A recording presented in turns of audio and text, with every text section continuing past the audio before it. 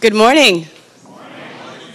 My name is Rhonda Brown. I'm the Vice President of Advancement here at the Chicago Theological Seminary, and I'm so glad to see so many bright, shining faces so early. I just have a few announcements before I introduce President Alice Hunt. A couple of things. Does everybody have a mobile phone? Can you please raise it in the air? We have created an app called RiotCon. Please download the app as I'm talking, because I'm not that important. And make sure that you sign up to receive messages through the app. It is a fantastic piece of technology, and we are paperless. So we want everybody here to use the app. We want you to use hashtag RiotCon 2016 in all of your social media throughout the conference. Please tweet. Please post pictures on Facebook and Instagram about your experience today at CTS. Our Twitter handle is at CTS_Chicago. We are at Chicago Theological Seminary on Facebook, and all of that information is on the one piece of paper you received today, which had your name tag and all the information you need. I also want to draw your attention on this document. Is the information about emergency exits. Please, if there is an emergency at any time during the conference, please refer to the maps and volunteers will direct you out. I think that's it. Oh, I also want to draw your attention to the artists in the room.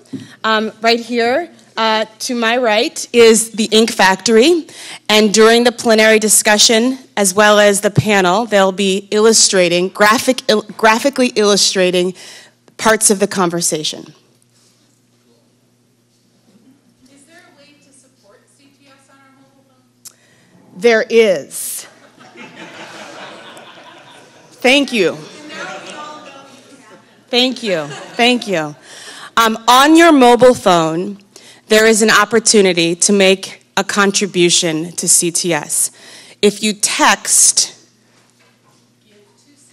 Give to CTS, number 2, from your mobile phones, and we will have this information for you throughout the day about supporting and contributing to CTS. You can make a $10 contribution through your mobile phone, and you can also go to our website and make an even bigger contribution throughout this event. Thank you very much. I'd like to introduce President Alice Hunt.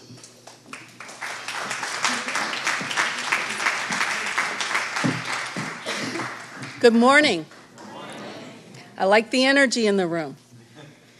On behalf of the Chicago Theological Seminary community, I want to welcome you to RiotCon 2016, Mapping a Movement. Over the years, this conference has gone through several iterations. Even during my time as being president, I've seen it grow and change, take on different forms, serve different purposes. What started as a local gathering at CTS of alumni and ministers has expanded into this, a diverse interreligious caucus of artists, community organizers, scholars, students, faith leaders, philanthropists, all of us gathered together to explore how we might transform our community and our world toward greater justice and mercy. The magnitude of this conference is made possible by generous support from an anonymous donor and the Chicago Community Trust. Their gifts, combined with the support of our alumni, friends, and partner churches and organizations, make all of this possible. What you experienced this weekend is a snapshot of what we do at Chicago Theological Seminary every day. For 160 years, CTS has been a leader of progressive theological education. We train and equip religious leaders and activists alike. We have invited students and scholars from all over the world, from diverse experiences and backgrounds, to go together and explore passions for justice. Regardless of your faith tradition, regardless of your spiritual beliefs, I invite all of you to be seminarians with us this weekend.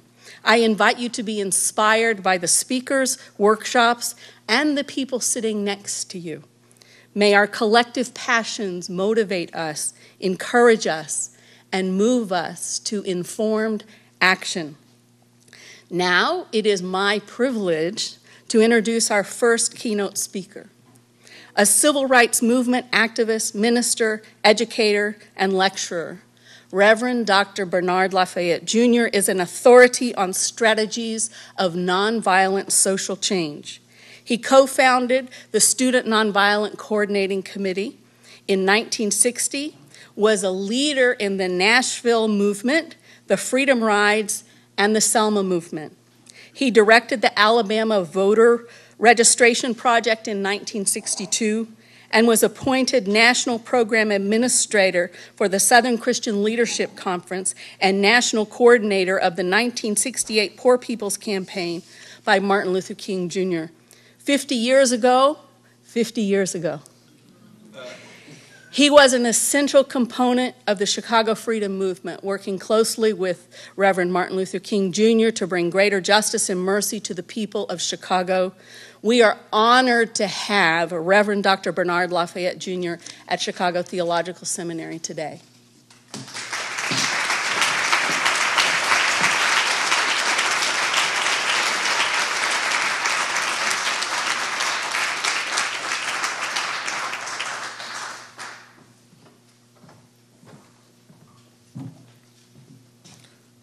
Thank you very much, President. I want to say that I am extremely excited about being here with you, and moved when I think about 50 years ago, and we used to talk about the year 2020 as if it was some magical year, and here it comes. It's on the way. And I first want to acknowledge our authors of the book, Chicago Freedom Movement. So would you please stand, all those who contributed to the book itself, Mary Lou and Jim Ralph, all of those who participated, could just stand for a moment. Here we are. Okay, very good. Let's give them a hand.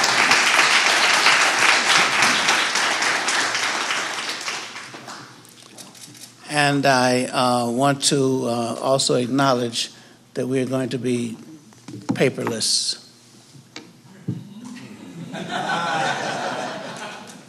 Yes. Because I don't need any notes. Yeah. Because I've already noted quite a few things already. And I'm so moved by this event and this occasion. And the most important thing that I am really excited about is the fact we were able to complete this project, because during this period and this time, what we need to do is draw upon the experiences of the past. We can't really understand where we are unless we have an appreciation of an interpretation of what those past experiences were. Oh, the past did happen. The question is, what is our interpretation? Because it's not just simply the experiences that makes the day or either the person. It's the interpretation that really has the import. And I'm smiling now because I remember a preacher from my childhood, okay, Reverend Walker. And he had physical deformities, but he was incredible because he was one who was a lexicographer. Yes, he made up his own words. Like he would say when he would address an audience, I am behooved with the greatest of grandiosity.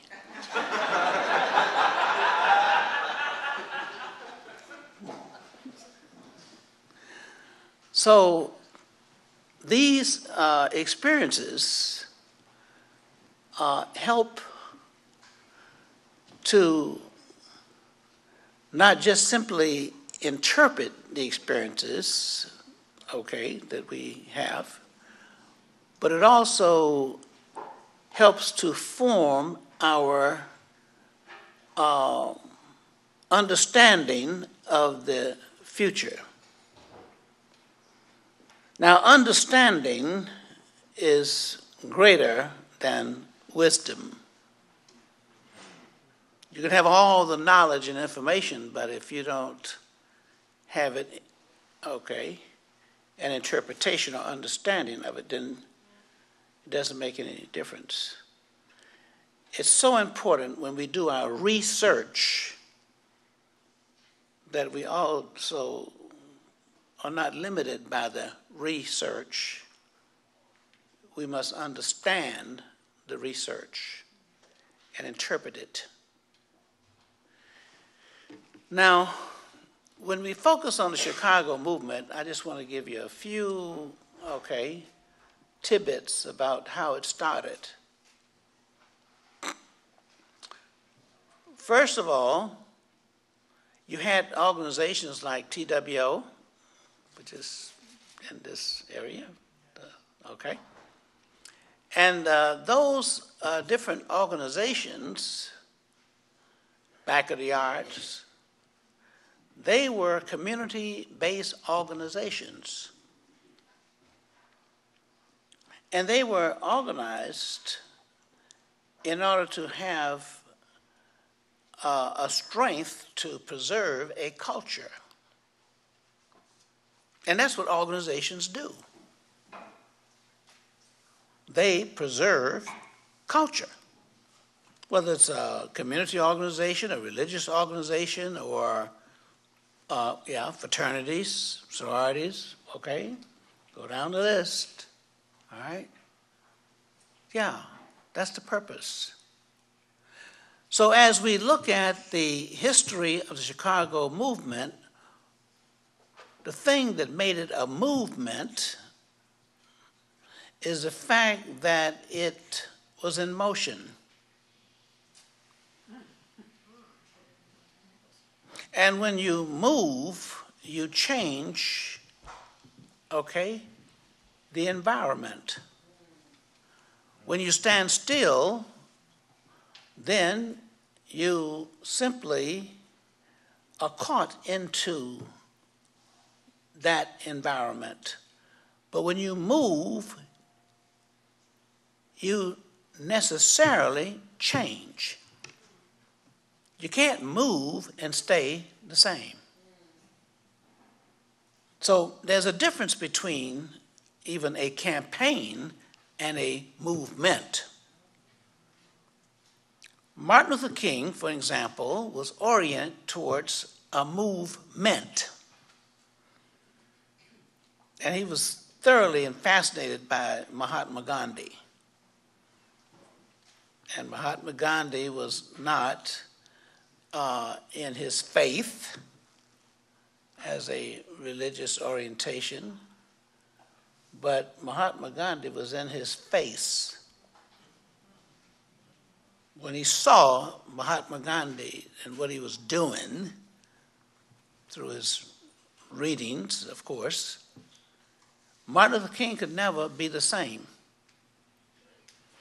Because many people read Mahatma Gandhi, but they don't understand that he was inclusive. I had a chance to go to the very spot where Mahatma Gandhi was killed in New Delhi. I saw the little table next to his little cot. And on that table, there was the New Testament. as well as his own religious book. Yeah, but he went beyond the book. So Martin Luther King, like Mahatma Gandhi, went beyond the book. If you get stuck on the book, you can't book.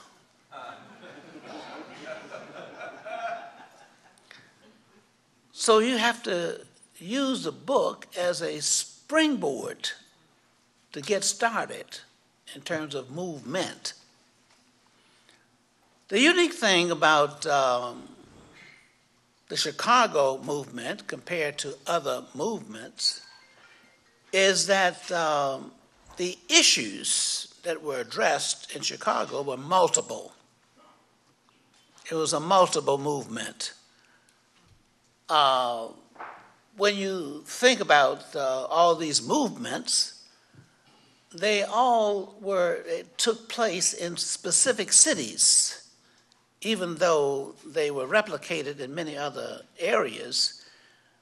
These movements had geographical identity to a city, like when you say the Montgomery movement.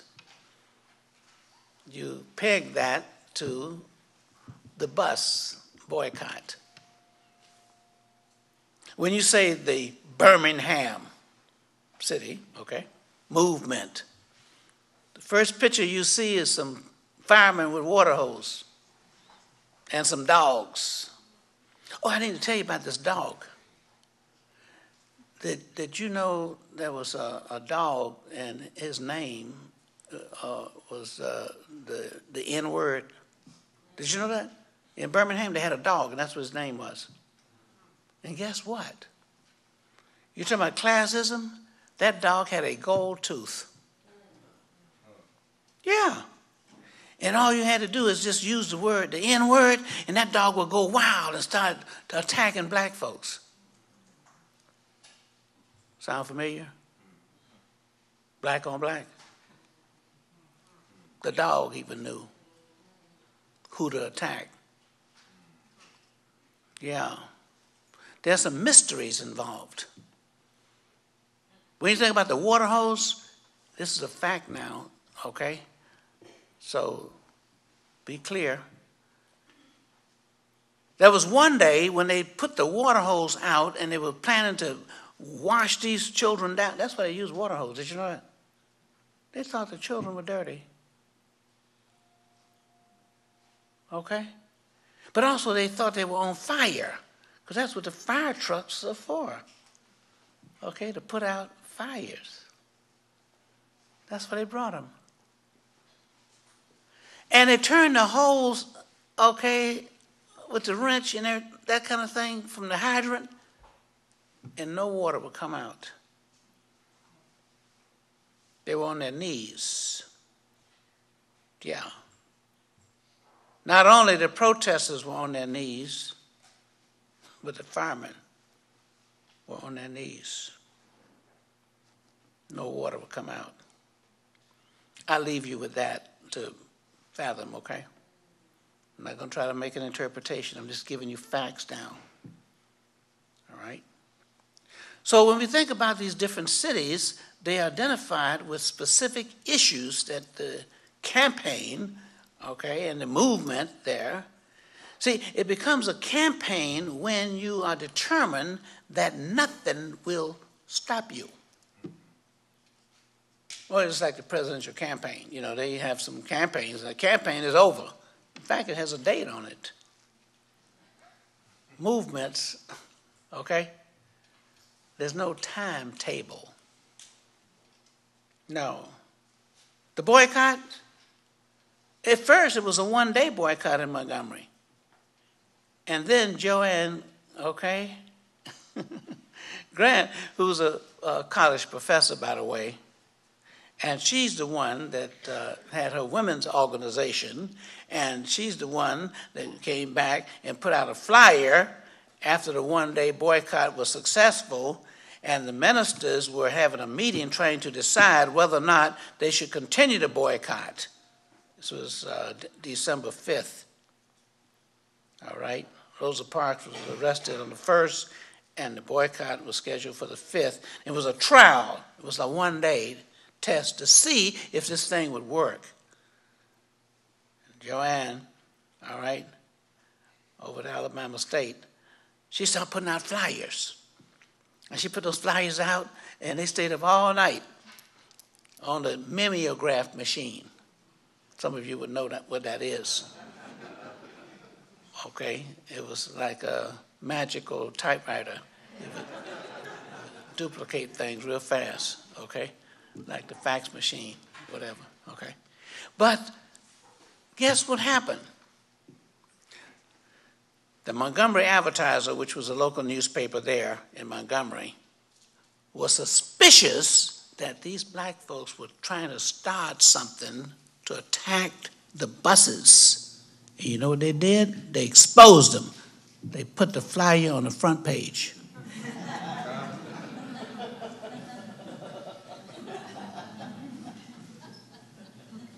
Yeah. Try to do something secret, okay? They put it out in the public. That meant everybody knew about the boycott, okay? Yeah. So,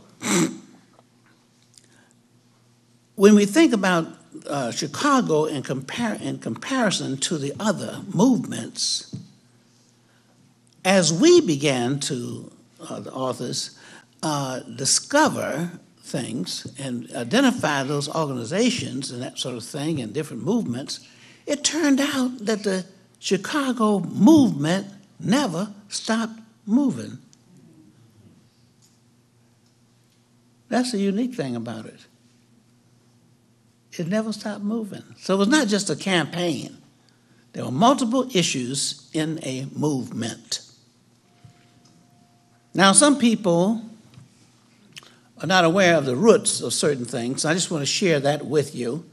And if it's permissible, I'd really like to get some questions, and so we can have some other things that maybe you can jog my memory, okay? How did the Operation Push start? At Chicago Theological Seminary. Yes. Almost.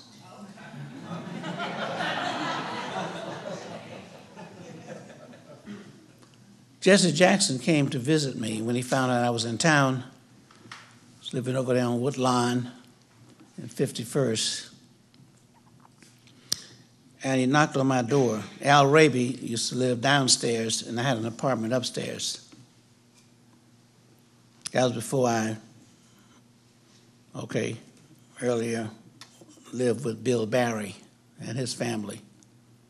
He was over the Urban League. So Jesse knocked on my door, and this big, tall, strapping, Negro with the lips. I looked at him, and the moment I saw him, I said, my goodness, this guy's going to be a great leader, because I have premonitions about things. And I said, oh, wow. So I teased him, and after 50 years, I can give you the whole story, okay? It's time to tell it all now. Tell it? Okay, I got permission to tell it. Okay. So I say, well, what are you doing? He said, he's over at the Chicago Theological Seminary. I said, what do you teach over there? And he was a student. He said, I'm a student. I say, are you going over to the white seminary to learn how to pastor black folks? And he said, well, dumb to dumb, okay. 2 weeks later, he organized a class on Saturdays here with students. Saturdays. That was the genesis, okay, of Operation Push. The original name for Operation Push was People United to Save Humanity. I said, don't be that ambitious. You know what I mean? Right, okay. This is just us, not Jesus, okay?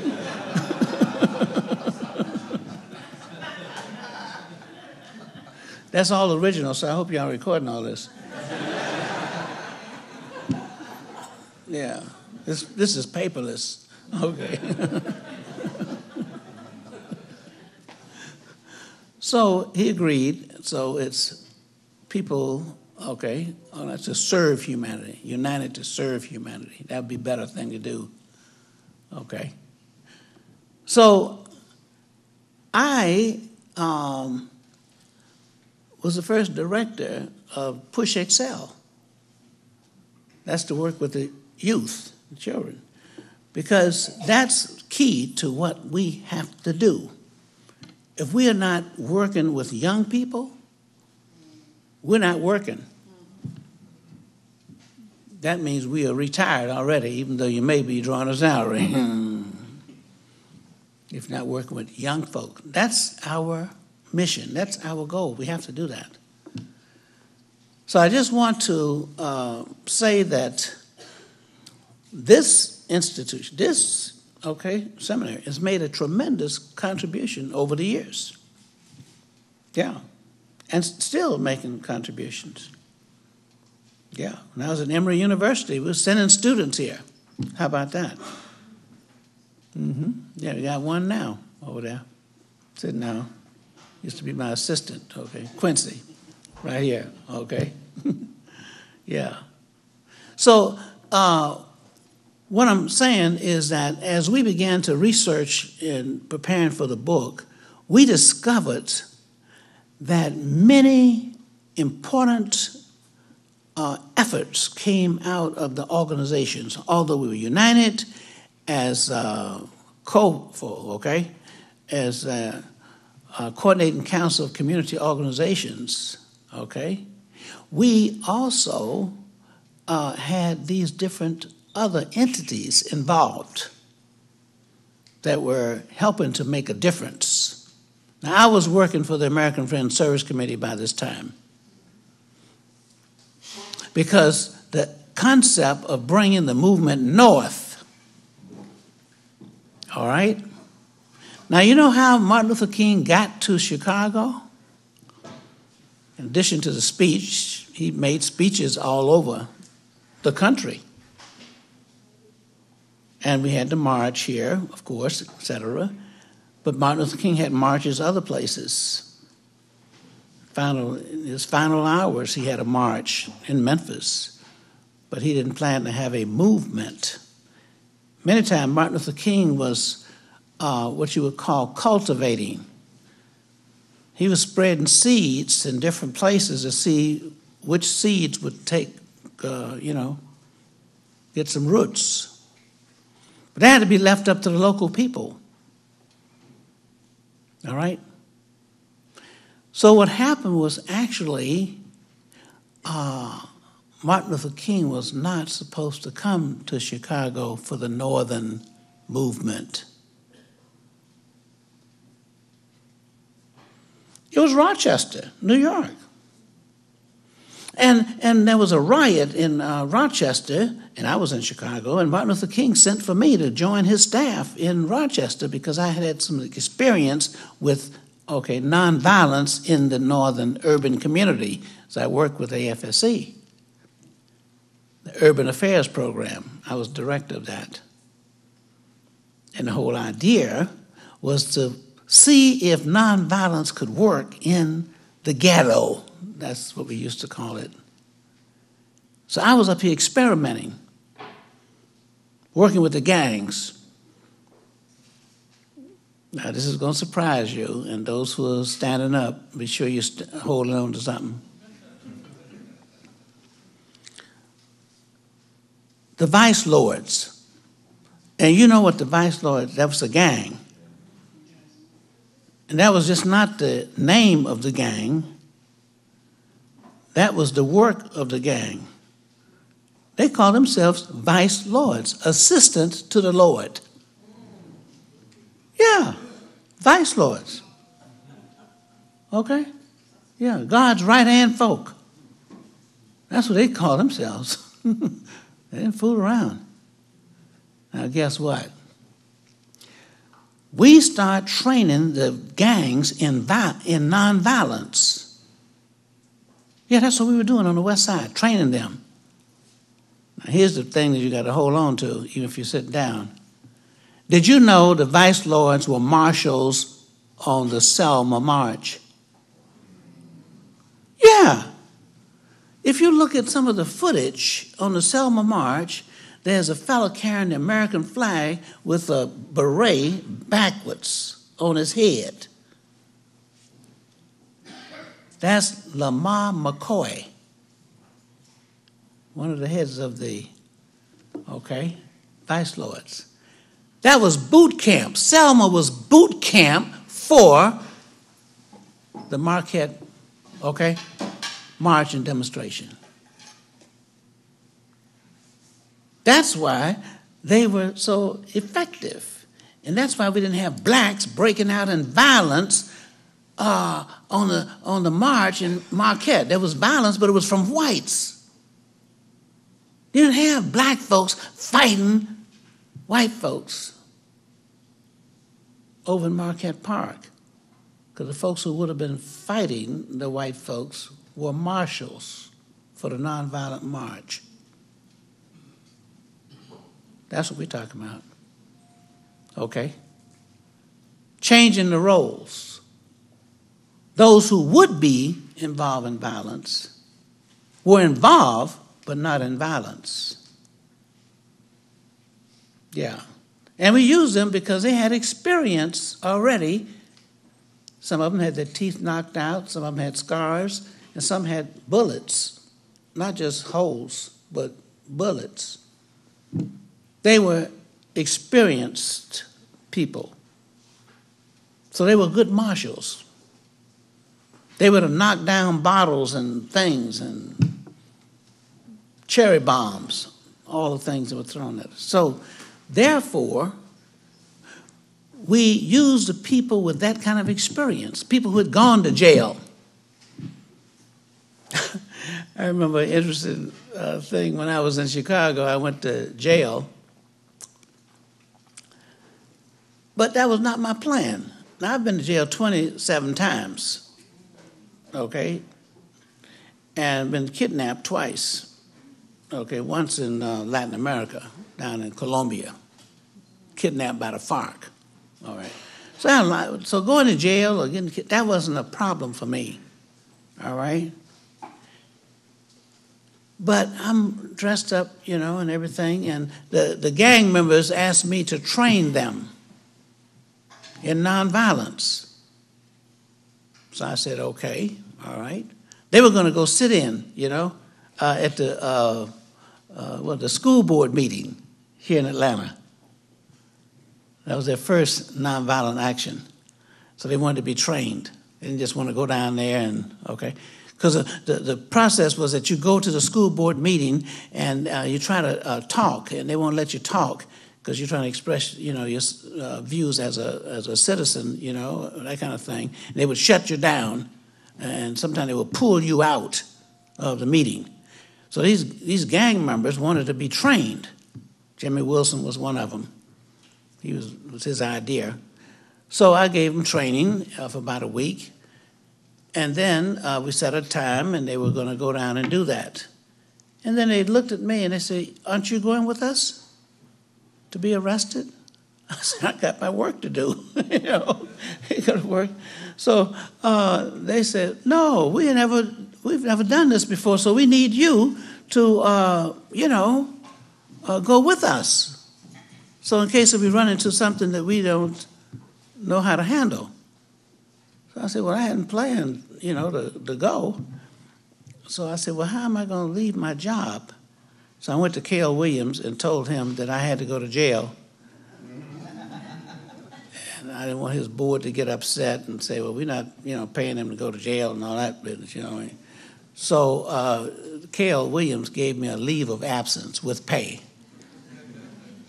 Yeah, so I'm talking to administrators how you can handle these things, okay? All All right.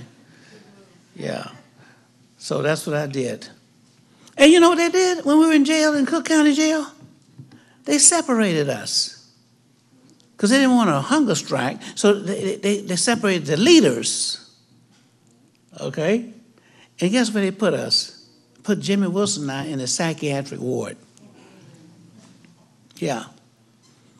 So every morning, this guy across from us got up and put his suit on and everything. Was a white businessman. And he would say, could y'all call me a cab? So I said, call you a cab? You know, he's in jail, locked behind the bars. Okay. So I say, call you a cab? You are a cab. Mm-hmm. So every morning we had to, call him a cab. So we went on the hunger strike.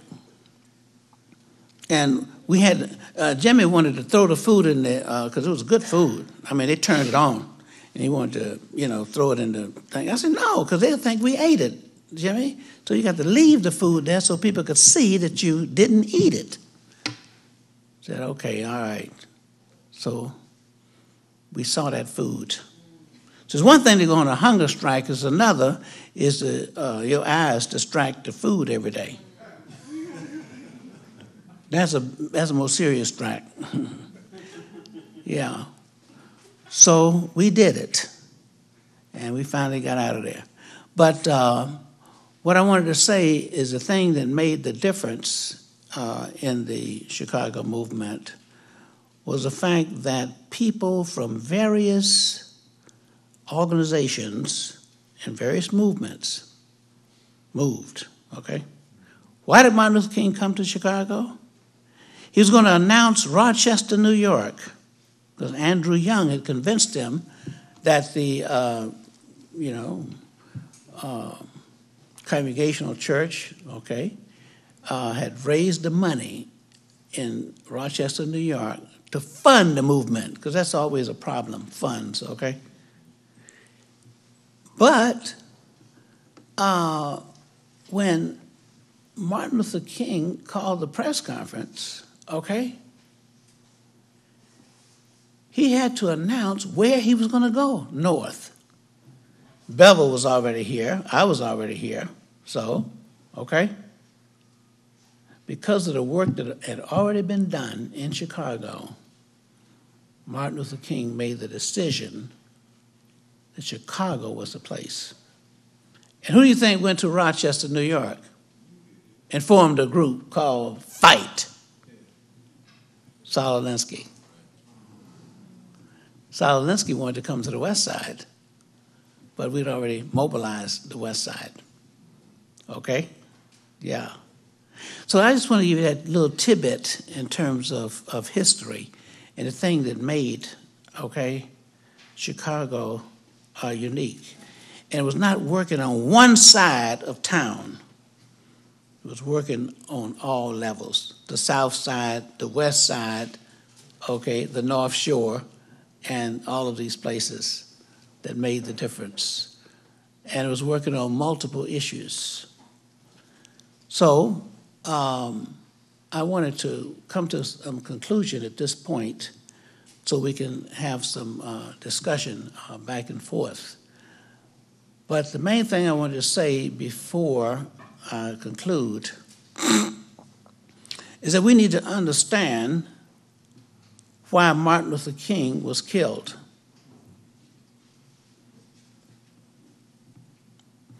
I have not grieved over Martin Luther King's death. I have not shed not one tear. You know why? Now, when Martin Luther King was killed, I was with him that morning of April 4th in Memphis. After the march got broken up in violence, Martin Luther King wanted to stay and do the march over again. He wanted to bring, and so his staff, all of us there. Okay, T.Y. Rogers, there was Dr. Cotton, all of us were there. Jesse Jackson, Hosea Williams, all right? All of us were there. Abernathy, Andrew Young, all of us was there. And By the way, the reason the march was broken up in violence is because we did not plan well. Yeah, I'm old enough to tell you the truth. All right? Yeah. We sent Martin Luther King up there without any trained marshals. He was just going to go up there and come back, he and Bernard Lee. We were not thinking that it was going to be a major movement. Martin Luther King just went up to give moral support. Got to have trained marshals, okay? Your marshals. Because if you don't have your marshals, guess what? The other folks will marshal you out. That's right. Always. That's one of the key things in terms of any demonstrations. Got to have marshals trained. So when it was broken up in violence, Martin Luther King had to do it over again, and so we went up. We were all there. Only one executive staff person from Atlanta was not up there in Memphis when it happened, and that was Bennett, who was over, Operation Breadbasket at that time. And the reason why Bennett was not there, because Bennett didn't fly. No, it would take too long to drive. He didn't fly on airplanes. That was not his movement. His movement was on the ground. Okay? All the rest of us there. So we were going to do a press conference in Washington, D.C., and Martin Luther King liked to stay on schedule, so he decided that he would send me to do the press conference. And I was there, and what happened was that morning we had to finish the statement, April 4th, because we got interrupted the night before because Martin Luther King was pulled away and had to go to Mason Temple. He didn't want to go. He was tired, worn out, and he had his pajamas on. He was in bed. And I was sitting, there in the chair, and we were working on a press statement. Got a phone call, said, Dr. King, you got to come. People are standing on the outside. More people on the outside than on the inside. And when we walked in, people just went, wow. So when they saw that you were not with us, because they did not see you, their feathers fell.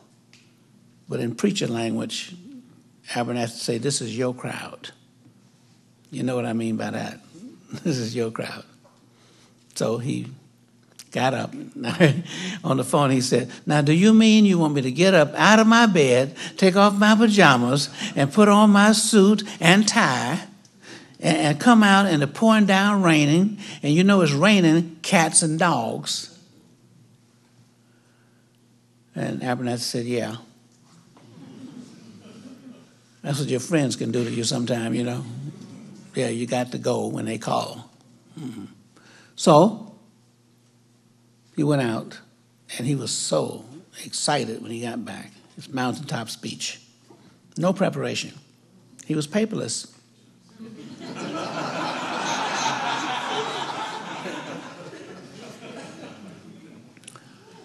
So the next morning we continued with the press statement, and I'm concluded at this point.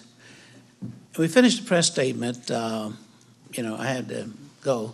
But the last words that Martin Luther King said to me that morning, April 4th, before I left for the airport to go to National Airport in D.C., he said, now, Bernard, the next movement we're going to have is to institutionalize and internationalize nonviolence, to be discussed later. I said, okay. When I arrived in Washington, D.C., Walter Fauntroy was not there to meet me at the airport as he was scheduled to do. So I called the office to find out what in the world is going on here. And he told me that he had to go out in the streets because there was a riot. Martin Luther King had been shot. Okay, Martin Luther King had been shot. But I didn't think he was going to die. He had been stabbed before, remember? He didn't die. He'd been hit in the head with a brick. He didn't die. And While I was on the phone, I had two phones, one in each ear, battery phones at the airport. UPI, United Press, okay, International, and AP, these are news media. They were reading ticker tapes that were coming directly from Memphis, one in each ear. And nobody told me Martin Luther King died, but I knew he died when this reporter from UPI broke down in tears. I could hear him sniffling. He started crying. And maybe that's why maybe he cried for me too. Because see, nobody told me on the phone that Martin Luther King was dead. I knew when this reporter started crying, Martin Luther King had died. Wrapping up, I had to go and meet them in Atlanta because nothing I can do in Memphis. They were taking the body back to Atlanta. And there was nothing I could do in Memphis then. So we had to prepare for a funeral. Then we had to do a sanitation worker strike. Then we had to do this poor people's campaign without Martin Luther King. And I was a national coordinator. That's a book in itself. Okay, yeah. Now, I didn't have experience in forensics. I didn't have any experience in investigating homicides and all that kind of stuff, okay? So I couldn't make any contribution there. I had to figure out how I'm going to institutionalize and internationalize nonviolence. So I went back to school because I had dropped out after the Freedom Rides, and I had to go to finish up my schoolwork and credits and everything at American Baptist College, got in law school at Boston University, and then went over to Harvard University. In other words, I got to work. I finished 3 degrees in 5 years. Oh, when I went to apply to Harvard University, they hired me 2 weeks later as assistant to the dean of admissions. I don't know what my interview was about. I wish I had been recording that, because whatever I said in the interview, okay, yeah. But Martin Luther King had promised me in Memphis that he was going to join me in Washington, D.C. as soon as he finished the march. He said, I'll be on up there. But he didn't tell me when. But he said he was coming. In conclusion, Martin Luther King, they shot him, killed him, okay? They put a hit on him. But they missed. Yeah. See, because the reason they shot him is because they wanted to stop that movement and all that Nobel Peace Prize stuff, etc. Martin Luther King was the only individual in the world who would call for an international boycott because they respected him. Okay? Nationality. Like Columbus got.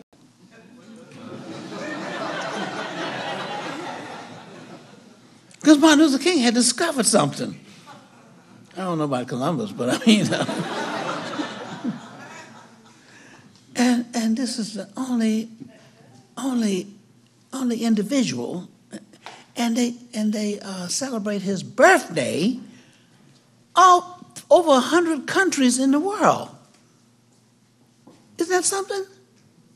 Places he's never been before. There's only one person whose birthday is celebrated in more countries. JC himself. Okay? It was a hit, but it was a miss. They thought they were wiping him out. And they were painting a new sculpture. In fact, Martin Luther King said he was going to come and join me in Washington, D.C. And a few years ago, I looked up and there he was, 30 foot high. It was a hit, but it was a miss. They missed. Yeah. In fact, today even, we have Kingian nonviolent centers, Martin Luther King centers all over the world. And his curriculum is taught in universities and schools all over the world, training. Yeah. 40,000 in Nigeria. We trained, and now they're training others all over. And do you know those Nigerians who we trained? The government gave them amnesty, you know, because they've been fighting the government down in Niger Delta. And guess what? The government has given them amnesty, and now they are in 24 countries being trained in all kinds of things. In Johannesburg, they're being trained how to fly airplanes. And the Nigerians so smart, after they took the training, they became trainers of pilots. In fact, they got a new airline in Nigeria. It's a year old now. From some of those people we trained, they're flying airplanes instead of flying off the handle and shooting and killing. Do you know what I'm talking about? Yeah. You can Google it if you want to. It's called Air Peace. That's the name of the airline. Air Peace. See what nonviolence can do? They thought they had killed and destroyed Martin Luther King. And here he is, got an airline flying all over. It was a hit, but it's a miss. I'm glad they missed. And what are we talking about today? We are talking about a movement that Martin Luther King gave impetus to. Yeah, the freedom movement, Martin Luther King in Chicago. It was a hit, but it was a miss. Yeah. Thank you.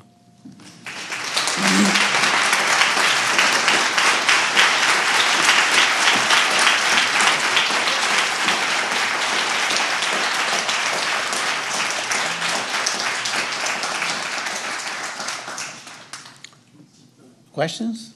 Okay. I'm told we can entertain questions. Okay. There's one person there, one person there. Yes, thank you.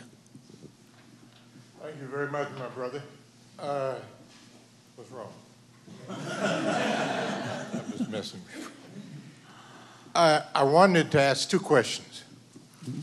One is I'd like you to elaborate on the movement coming to the west side and why it came to the Warren Avenue Church as opposed to any of these other big churches. I think there are a lot of people that don't understand that history, and I think it's very important, especially in terms of some racial issues we have here in Chicago. Second question, you said a very revealing thing today, because I always had the impression that in Memphis, it was the District 65 United Auto Workers, then called the Distributive Workers, led by a wonderful trade unionist named Cleve Robinson, who had really talked Dr. King into coming to Memphis. And so you talked about the fact that there were no marshals in Memphis, and I'm trying to understand how a trade union movement, trade union-based movement of those sanitation workers did not have marshals there in Memphis. Because if nothing else, trade unionists by and large, of course Chicago is an exception sometime with some of our trade unionists, know how to organize demonstrations and handle that part of it. Those two questions, Brother Bernard, I would appreciate, and I also wanted to say to you, I'm sure glad to hear you talking here in Chicago. Mm-hmm. Thank you. Martin Luther King used to get about 11 invitations a day to go and speak places. And he couldn't go everywhere, so he had to pick and choose. He chose to go to Memphis, even though we're in the middle of our planning session with his directors. planning for the Poor People's Campaign in Atlanta, he came and told us that he had to go because he had not just gotten one phone call. There's been a series of phone calls from Memphis because the sanitation workers were, exhausted in the morale. If you're going to have a movement, one of the characteristics of a movement as opposed to a campaign is the sustainability, okay? That you have to be able to sustain it. It's like they walked 381 days in Montgomery, and they didn't have a timetable on it. They were not going back to those buses until the change came. And so my point is the sanitation workers were getting to the point of wondering whether or not things were going to change or they were going to get recognition. And at this time, SCLC was connected to the labor movement. Labor movement that gave great support to SCLC, like even here in Chicago, okay, and other places, New York. So Martin Luther King was always wanted to be in coalition with the labor movement. Cleve Robinson, as you mentioned, okay? A lot of photos with him at the March on Washington and other places, yeah. So these workers were already helping, with the labor movement because they wanted to be unionized. Now, I don't speak to things that I don't know anything about, so I don't know why they didn't have marshals. My speculation is this. He was coming to support the garbage strike workers. But when Martin Luther King came, lots of other people came and joined in who had not been there before. So that swelled the numbers, okay? So it was just a one-day march for Martin Luther King, but they were marching every day. So if they had marshals, they were not visible and were not trained to be marshals per se, okay? And that's the thing I said. I'd like to address that. Okay. Reverend James Lawson, who was one of the best trainers in nonviolence, was pastoring the Methodist Church in Memphis. Yes. One of the phone calls went to him. But the thing happened so fast that he couldn't get the people organized. And the young people weren't ready to wait. And there were all varieties of young people. And a lot of them were not very controllable. And there were different groups of young people, too, that worked in their own way. There was a lack of coordination in Memphis. It happened too fast for either King at the national level or the trade unionists in Memphis, along with the churches and Jim Lawson. The thing just happened too fast, and they couldn't get the marshals together to control the situation. And then they had that riot. Yes. And I was taking responsibility for saying that we, as SCLC executive staff, okay, should have checked that out. So that's why I'm saying that, we made an error. Because regardless of what the other folks didn't do or did, Martin Luther King was our president, and he was on a march.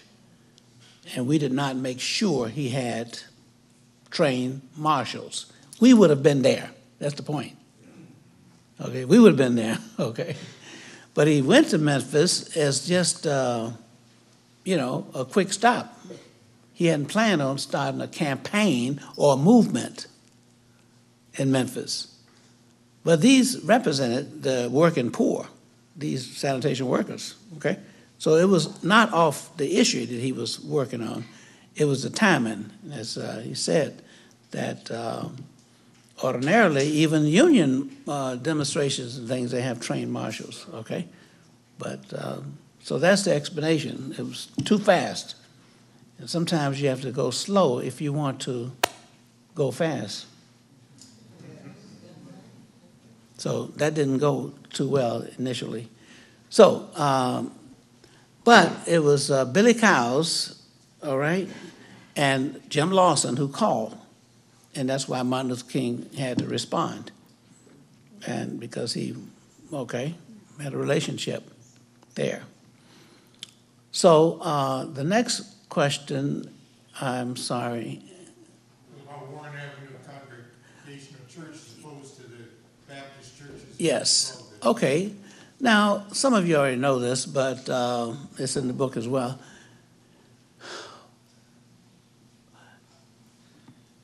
Chicago in particular had a history that caused people to be alienated from Martin Luther King. And there were two parts to it. The first part of the alienation was the geographical, cultural designation of certain communities. In other words, it was organized by ethnic groups. Okay? So you had the Italians in Cicero, you had, one group in Gage Park, and you got other groups in West Garfield Park, okay, Lawndale. So they were not just simply ethnic groups, they were political subunits. Because these different groups had aldermen, and they had, what do you call them?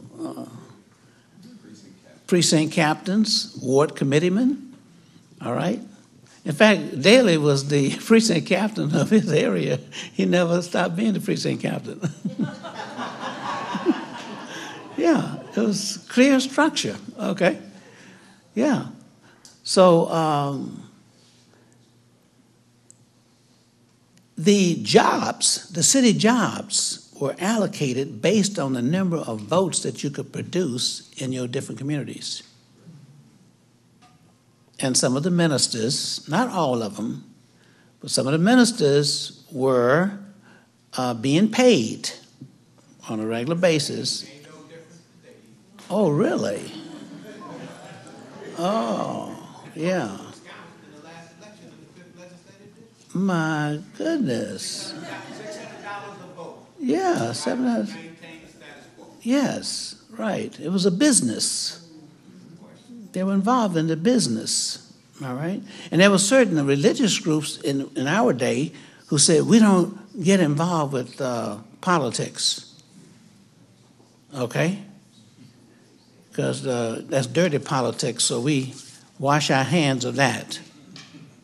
So they weren't participating in voting, okay? And, as I say, I'm getting old now, I can tell you the whole thing. There was a time, the black Muslims, they didn't get involved in that. In my day. The real evangelical folk who were dedicated totally to, their church, they said, no, we don't do that.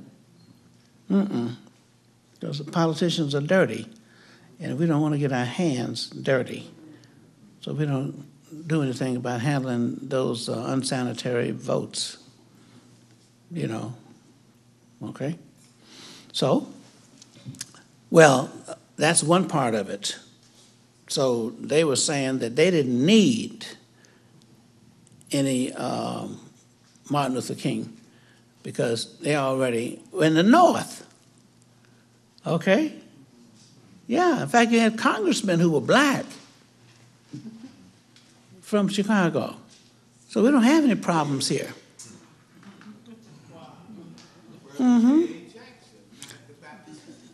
Now, that's the other part that I was going to get to. There was a way of relating to a system, like Booker T. Washington. All right? So we don't need to be mixed with white folks, okay? They call it, oh, by the way, we used to call it racial mixing. Okay, yeah. But J.H. Jackson, when they changed the name of the street to Martin Luther King, he changed his address to the side street. The National Baptist Convention had two splits, and the last split was creating the Progressive Baptist Convention. And that was because some of the other advocates in the National Baptist Convention, preachers, of course, were trying to get Martin Luther King elected as the head of the Congress, the National Baptist Congress. J.H. Jackson did not agree with that because Martin Luther King was advocating, in his description, integration of the churches. Yeah. So he believed in keeping things separated. And he was not in favor of Martin Luther King influencing, this integration. So therefore, there were some churches where Martin Luther King was not allowed to speak. And Warren Avenue was one that was open to Martin Luther King. And was it Clay Evans was the other? Yeah, it's on the south side, isn't it? Yeah. Yeah. So that's where he was allowed to speak, at Clay Evans Church. And Warren Avenue on the west side, all right? But there might have been one or two others, but not, open like it would other places, in other northern cities or in the south. And that's because of that closed society. And you see, when you talk about racism, y'all gonna run me out of here now. Racism is what you call a system. And it cannot survive unless you have all parts of the system working together. Like an automobile, okay? You may have a good brand new battery, engine, and everything else, but you don't have no spark plugs. You can't get anything sparking. You can't get the car moving. You got to have some spark. And there was no spark in some of these places, okay? Because they were working, okay, all right, with that system itself. So that's why they couldn't have any movement. They were just static. And they felt that they didn't want change, okay? And the reason they didn't want change, black folks now, okay? And like you say, some of them haven't changed yet, right? Yeah. You know why people don't like change? Because it's uncertain. They know how things are now because they're in their place. And they've already designated that that's their place. So if they change their place, you see my point? It's uncertain. And that unpredictable and that mystery is a thing that caused the fear. And I know about fear. Fear can really paralyze people. Yeah, they're scared. All right. I remember when I was a little boy, a child. I was so scared, I don't know where it came from. I used to think ghosts were under my bed at night. Couldn't hardly sleep. Yeah, every little noise. I was just scared. And I didn't like it. And I didn't like myself either, because I was scared. I used to feel so sad. So I had to get up enough nerve to say, I'm going to fight fear. And you know how I fought fear? I decided that the thing that was most scary to me than anything else was the graveyard. Because I heard about ghosts and things being in the graveyard. So I started walking through the graveyard at night. I put my shoulders back, started walking through the graveyard. And I was doing real good until that cat jumped out the tree.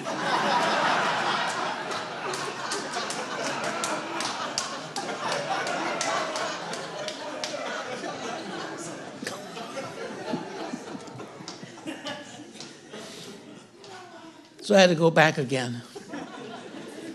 That's what you do. Wipe your leg off and go on back.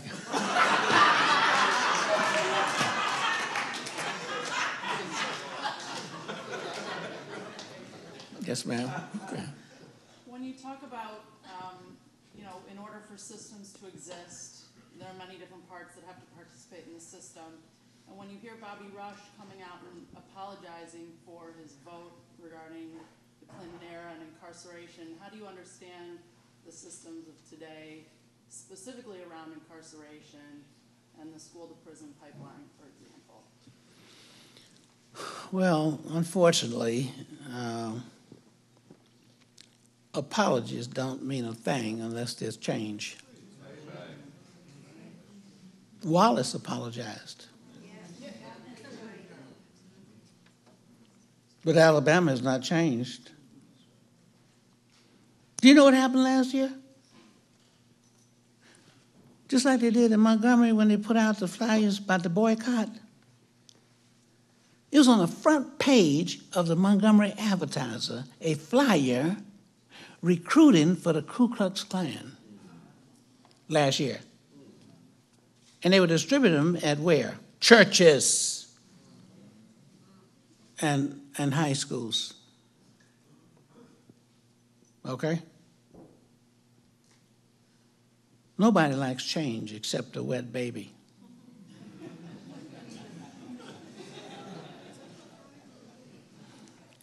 So you have to struggle with that.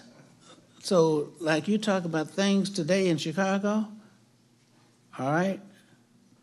The South, even the Supreme Court, they knocked out the pre-clearance. Wow, there was 140-some violations.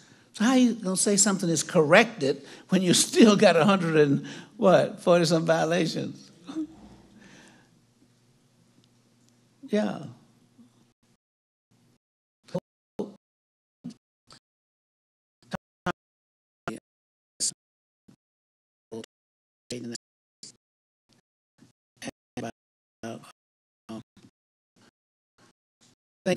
Things have changed.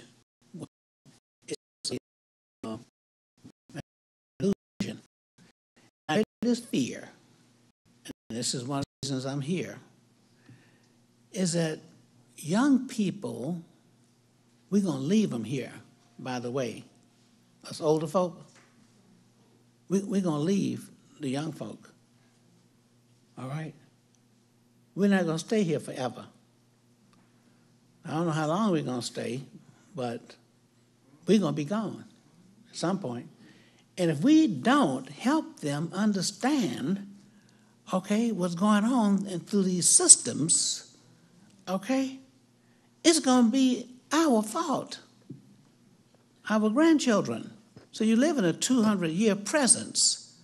You've been touched by those who've lived 100 years ago, including my great-grandmother, who was a slave girl. And then your grandchildren, their grandchildren, okay, maybe some of those who go to Mars, even for a visit. Now, I was talking to an elementary group, and they asked a lot of questions. You know, they don't have any problems. They just go on and on. And so at the end of my discussion, one of the little, elementary girls, and particularly the girls, they don't have any problem asking questions, say, well, now, Dr. Lafayette, what can we do to make a difference and a change? I thought about it. And, of course, I say, I want to stick around as long as I can to see what you're going to do. You know what I mean? That's why I'm staying on my medication.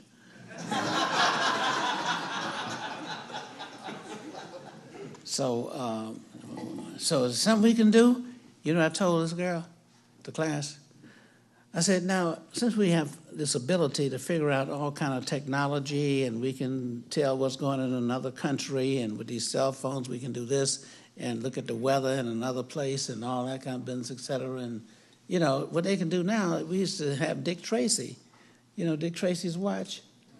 But look what they got. They got these little cell phones. I said, well, what I need you to do is to figure out a way that you could slow down the rotation of the earth, and that means I can live longer. Yeah, because the earth will be, each day will be a little longer, you know what I mean? So I could live longer. She wrote that down. We owe it to them. So we've got to take this, okay, to them.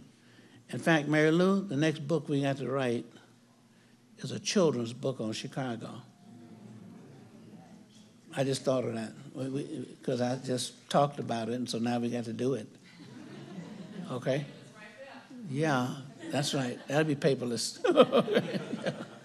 Okay, yes. I just have a question about how do you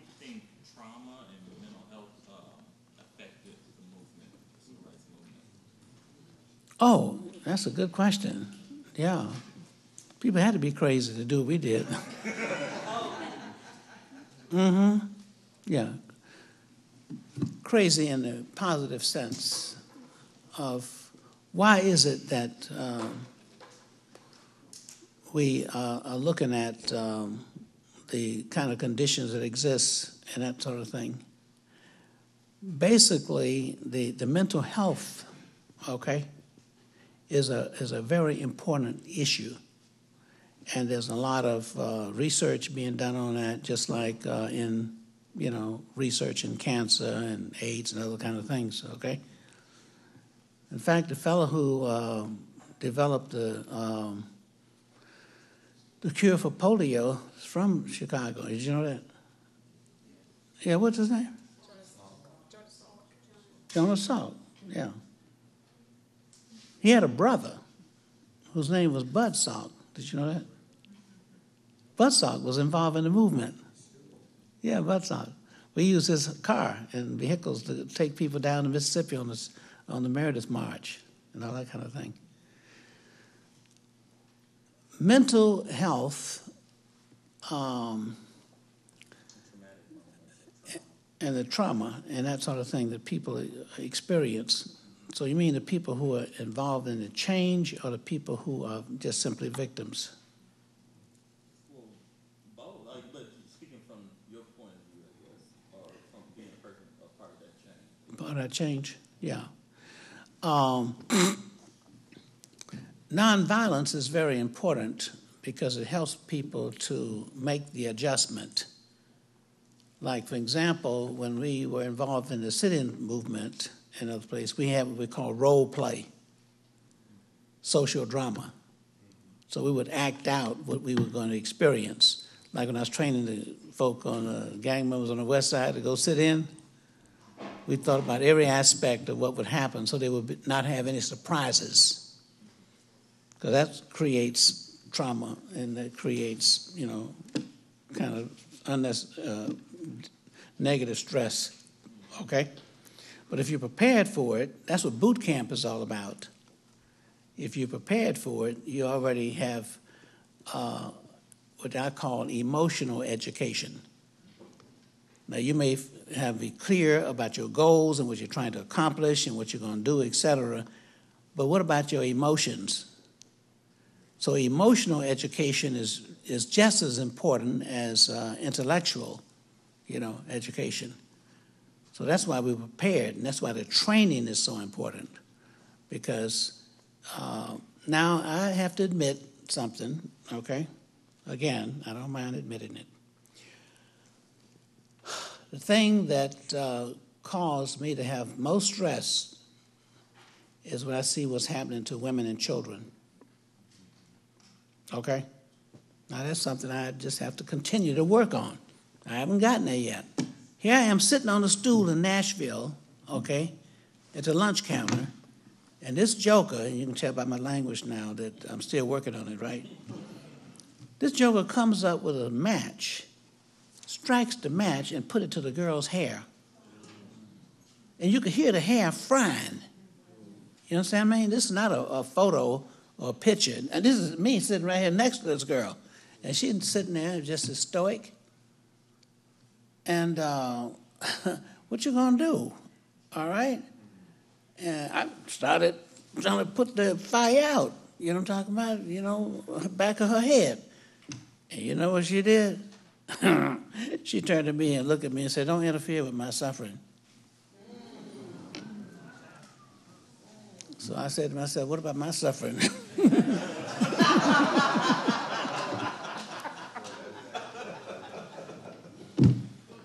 Now, if he put it on me, that'd be different. But here you sit there and burned up this girl's hair. You see what I'm talking about? And wigs are expensive, man. Yeah. And he's sitting up there. So I have to work on that, all right? Now, if it's one of my buddies or something like that, we all in it together, and we got to suffer together, et cetera, okay? But the emotional, stress is something that has to be considered. So you have to work on that. We can't role play that one now, But let me just say this, and then we can go to the next question, okay?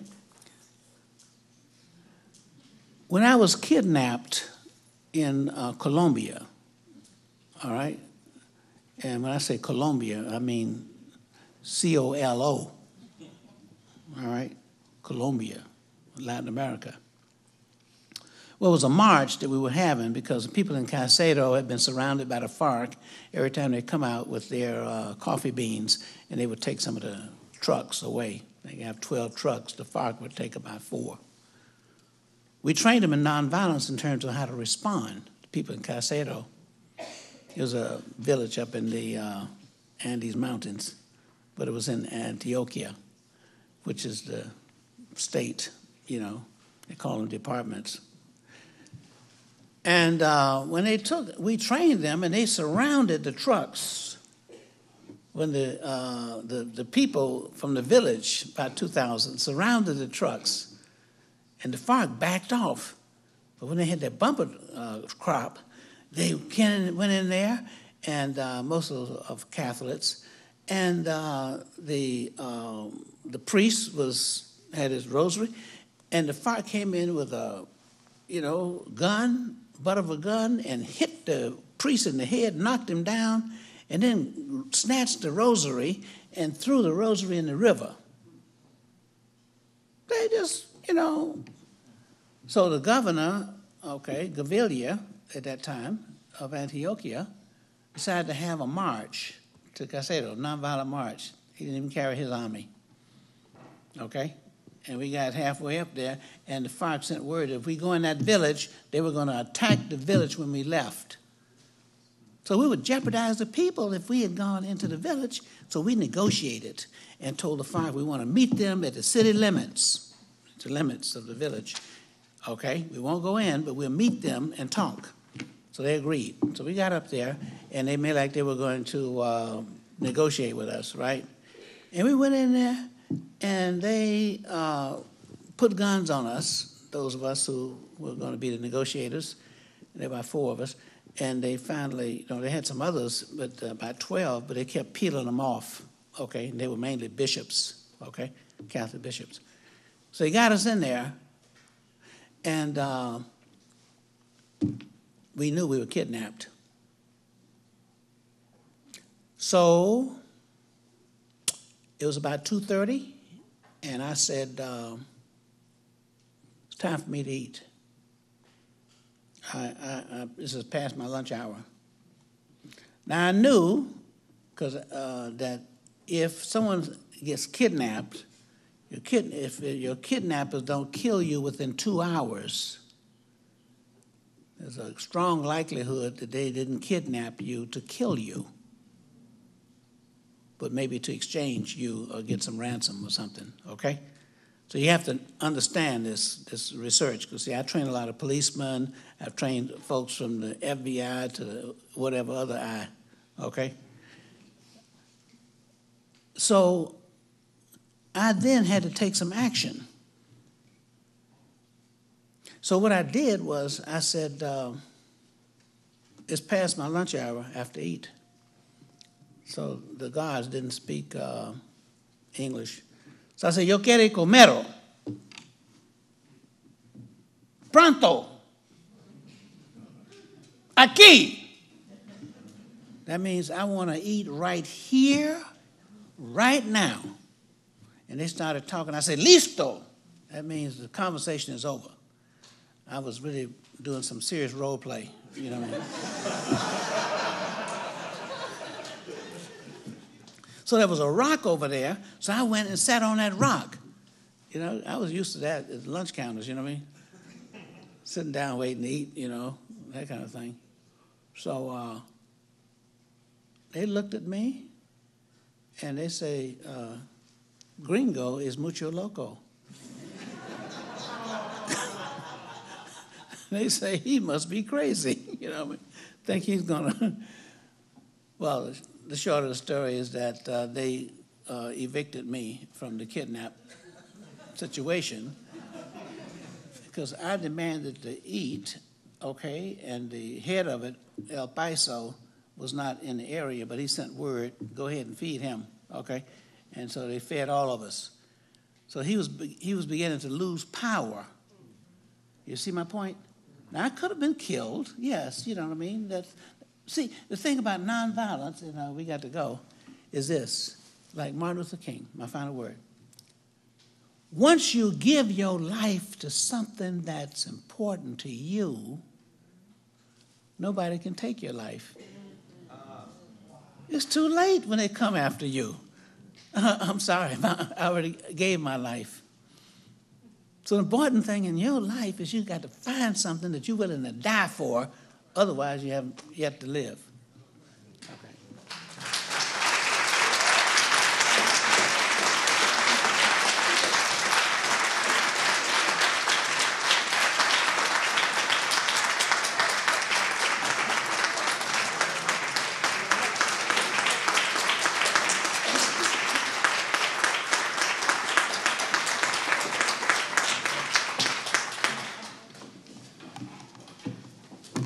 Thank you, Dr. Lafayette. I wanted to mention a couple of things while we prepare for the panel discussion, which is being moderated by Dr. Christoph Ringer. We have a wonderful day planned for you, and all of the information is in your app.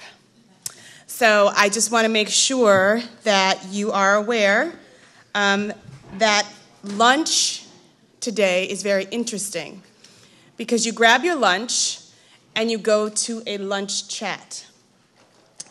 So we'll continue to have engaging conversations over food. So I want to just mention what those lunch chats are and make sure that you go to those rooms with your lunch after the panel discussion.